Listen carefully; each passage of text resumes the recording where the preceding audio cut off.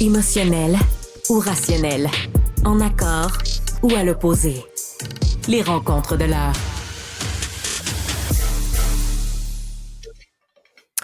Alors, on poursuit maintenant avec Nick Payne. Nick Payne, est-ce que tu es avec nous? Bonjour Karima, oui, je suis là. Il fait chaud à Paris? Canicule! Ben oui. Canicule, donc on est pas mal autour de 35 degrés, donc ça te donne une idée pour les On a vu différentes ta bouteille d'eau, là. compétitions. Ah bon, ben c'est bien. Oui, Ben non, mais ici c'est aussi, ça. fait Moi, chaud. j'ai eu mon petit moment. Tu vois, j'ai été complètement démasquée. Oui, canicule, donc une journée quand même plus difficile aujourd'hui pour les athlètes, puis pour les gens aussi qui vont assister aux compétitions directes. Des fois, tu as un super beau panorama, mais tu as le soleil toute la journée. Mais Ah, d'un autre écoute, une petite côté, ben, plongée dans très la bien. Seine avec Madame Hidalgo pourrait te rafraîchir sans doute. Oui, oui, oui, c'est ça. Je mets ça sur ma to-do list, comme on dit en Oui, bon français. Et parlons de sujets tout à fait légers. Parlons de racisme systémique, pourquoi pas? ah oui! Oui, ça c'est On toujours l'avait presque agréable. oublié. Il y a une bonne nouvelle ce matin, très, j'allais dire, divertissante, mais aussi intéressante là-dessus. C'est la Coalition contre la discrimination en milieu de travail qui a dévoilé hier un rapport interne. Alors, qui sont les experts encore ici qui ont fait ce rapport et quelle est la méthode, la méthodologie, on ne le sait pas, mais on constate que cette coalition est un regroupement de syndicats, d'associations représentant par exemple des personnes à la peau noire ou d'autres minorités comme ça. Et donc, cette coalition, dans ce rapport, nous indique que 58 personnes ont été interrogées et on vient aux conclusions suivantes. Il y a au bureau du conseil privé à Ottawa, ça c'est essentiellement le ministère de Justin Trudeau au fond, hein? 1300 personnes travaillent là, c'est du monde d'ailleurs, c'est une petite armée. Alors, lorsque Justin pleure, lorsque Justin s'excuse ou lorsque Justin fait du surf à Tofino pendant la journée nationale de réconciliation avec les Autochtones, ben, c'est ce bureau-là qui est au travail pour essayer d'être la courroie de transmission et soit d'arranger les choses ou bref, de permettre au bureau du premier ministre, hein, voilà, de mieux, de faire son travail au fond. Et donc, dans ce conseil, dans ce bureau du conseil privé, il y aurait, selon cette coalition, un manque de compréhension par rapport à la discrimination subie par les employés noirs, autochtones et racisés. Il y aurait aussi d'importants obstacles à une représentation et une inclusion significative. Et là, les employés racisés, je cite, hein, qui ont été interrogés, dénoncent les stéréotypes raciaux, les micro-agressions, la violence verbale dont ils ont été victimes. Et on donne quelques exemples, je te les donne. D'abord, il y aurait des employés disant ignorer que le mot en haine est grandement péjoratif pour les personnes noires.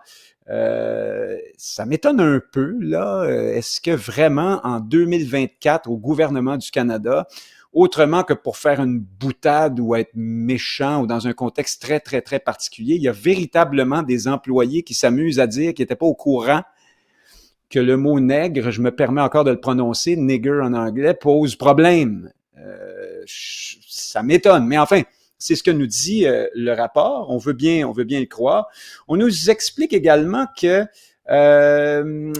les employés, ah oui, c'est ça, un atelier sur la diversité a été mené par une équipe entièrement blanche, ce qui poserait donc un énorme problème aussi. Ou encore des commentaires d'employés laissant sous-entendre, hein, ça c'est Radio-Canada, laisser entendre ou sous-entendre. Là, ici, c'est les deux en même temps. C'est deux couches de C'est un sous-entendus, autre niveau, ça? probablement Oui. pas volontaires, mais donc on a laissé entendre que les employés racisés n'ont pas le talent nécessaire pour être promus sans discrimination positive. Je fais une parenthèse là-dessus.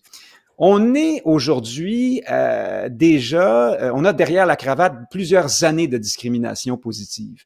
C'est-à-dire qu'on embauche des gens dans le gouvernement fédéral, dans ce cas-ci, en fonction d'abord de critères comme leur couleur de peau, leur provenance, leur orientation sexuelle peut-être, que sais-je encore. Ça, c'est le premier critère. La compétence ne peut que venir ensuite.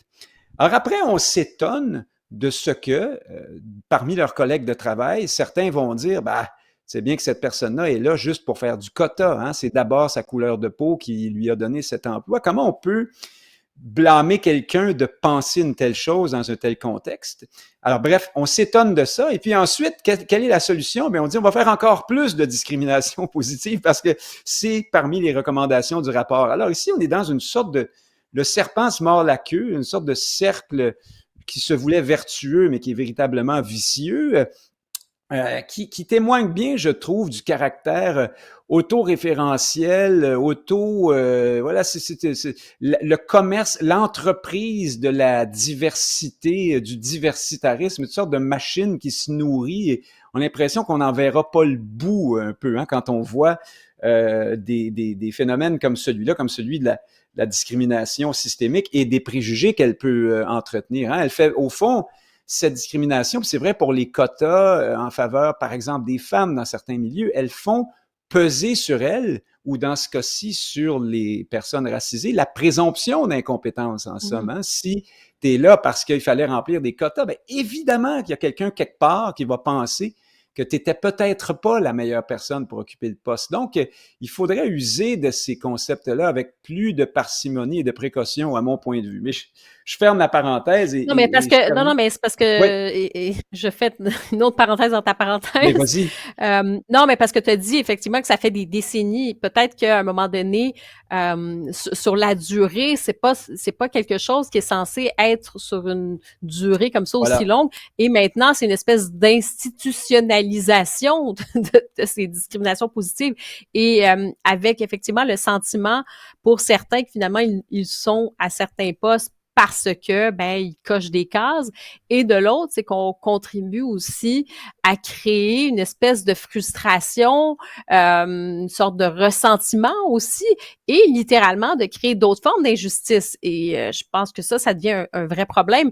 Imaginez qu'aujourd'hui, vous êtes un parent puis peu importe, là, tu sais, vous êtes un parent d'un enfant ou quelqu'un d'un étudiant à l'université qui a 20 ans, qui est, je sais pas, là, qui est québécois, blanc, qui vient d'un quartier populaire ou pas, et qui lui aussi peut, ou elle, veut avoir ses chances de travailler, d'avoir un boulot ou quoi que ce soit, et maintenant qu'on va lui dire, comme tu coches pas des cases, et en plus, aujourd'hui, il y a la couche de culpabilisation, de dire, en plus, tu as l'héritage du colonialisme, donc, tu sais, toi, t'as rien fait, mais je veux dire, t'es quand même perçu comme étant un colonialisme, un racisme même, tu sais, dans certains cas, ça peut aller loin, là, l'espèce d'héritage, à tout le moins.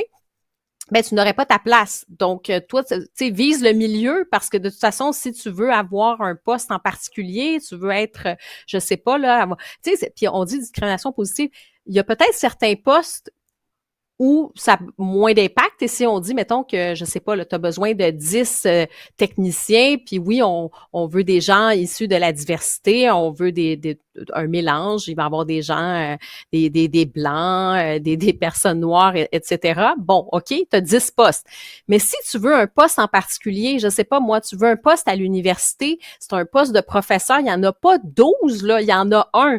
Et si on te dit d'entrée de jeu, parce que tu es blanc, parce que tu es un homme, ou même parce que t'es blanche, t'es une femme, mais là, soudainement, t'es pas dans la catégorie racisée, tu peux même pas déposer ta candidature. Il y a quelque chose où on crée une forme de discrimination et même voire de racisme. Alors, il faut faire très attention. Puis des fois, on va dire, oui, mais c'est à compétence égale, puis c'est pour le poste. Non, des fois, il y a des secteurs où il n'y a pas 12 000 postes. Il y en a quelques-uns. Et je pense que tout le monde devrait pouvoir poser sa candidature à ce moment-là. Donc, bref, je referme la parenthèse, mais il y a beaucoup de jeunes maintenant qui se posent la question. Puis oui, on veut ouvrir à tous, on veut parfait, mais il y a beaucoup de jeunes qui se disent, moi, je veux aller dans un secteur particulier, j'ai-tu ma place? Je suis blanc, puis je sais pas, moi, je suis originaire de Verdun, j'ai-tu ma place ou finalement, je dois faire autre chose?